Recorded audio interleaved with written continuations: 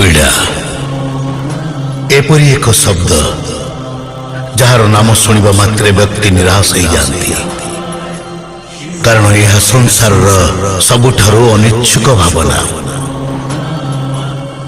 परंतु कौन आप भावी जे पीड़ा ही एकमात्र जहाँ ही सबुठारु बड़ सफलतार आधार।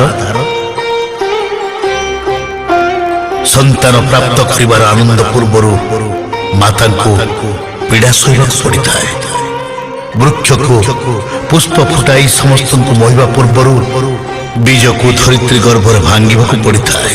मंदिर में मूर्ति रूप स्थापित होगा पूर्वर एक पत्थर खंड को जना नहीं केते थर छेड़ी आघात सहवाक पड़ी थाए। कौन भी कर्म बिना पीड़ा सुकर्म हो न थाए। एथि निमंते पीड़ा को